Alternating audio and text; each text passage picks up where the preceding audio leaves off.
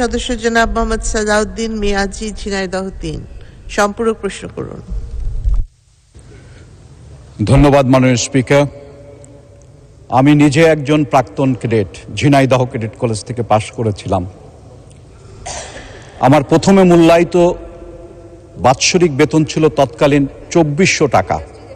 ৭৫-এর যে নির্মম পরিবর্তনটা এসেছিল, এরপরে আমার বাবা আর আমার বেতন দিতে পারতেন না।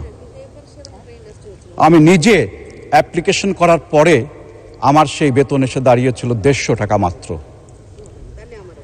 মাননীয় স্পিকার, আপনার মাধ্যমে হাউসকে বলতে চাই, এখানে কেস টু কেস বেসিসে আমরা যদি বৃত্তির ব্যবস্থা করি তাহলে বোধহয় সবচেয়ে উপযুক্ত একটা সিদ্ধান্ত হতে পারে। আর্মি ওয়েলফেয়ার ট্রাস্ট বা আর্মড ফোর্সেসের, আর্মি, নেভি, এয়ারফোর্সের সব জায়গায় এখন অনেক ফান্ড পড়ে আছে। সুতরাং আমার প্রস্তাব থাকবে যে এই বিষয়টি একটু ভালো মতো যাচাই বাছাই এবং মূল্যায়ন করে, যেখানে আমরা চৌকস ক্যাডেট তৈরি করে দেশের সার্বিক প্রত্যেকটা সেক্টরে তাদের অবদান, বিশেষ করে আর্মিতেই ৫০% এই ক্যাডেটরা যায়। সুতরাং আর্মির কাছে আমি এই প্রস্তাব রাখতে চাই। এই বিষয়ে মাননীয় মন্ত্রী যদি কিছু বলেন। ধন্যবাদ মাননীয় সদস্য। মাননীয় মন্ত্রী।